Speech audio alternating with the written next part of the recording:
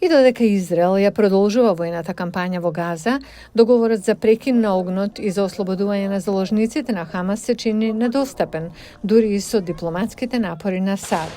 Во меѓувреме, речиси 2,5 години од инвазијата на Русија, Украина ја отфрла можноста за отстапување територии и директно преговарање со Русија. In both cases, you can make an argument that the US... Во двата случаи можете да аргументирате дали САД во голема мера се вклучени, без да размислувате за последиците до каде води сето тоа, што сега сме заглавени во ваков конфликт.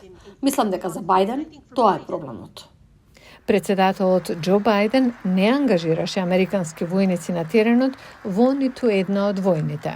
Нема американски војници во војната во Украина. Решен сум да останам на тој став, но сепак цврсто стоиме со Украина и ќе бидеме со нив. Тој постигна голема победа во надворешната политика во април, обезбедувајќи усвојување на двопартиски закон за странска помош од 61 милиарда долари за Украина и 26 милиарди долари за Израел.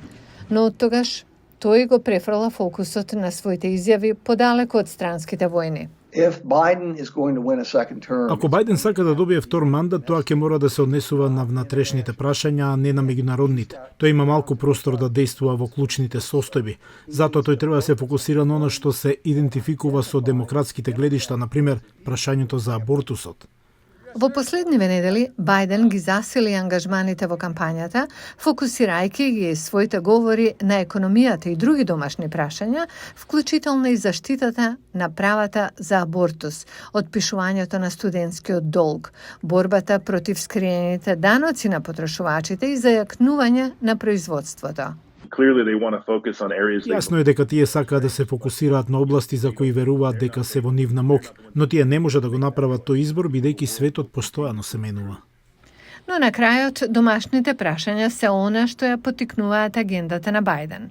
Анкетата на Reuters и Ipsos во мај покажа дека американците не се задоволни од војните, додека инфлацијата ја гледаат како најважното прашање со кое се соочува земјата.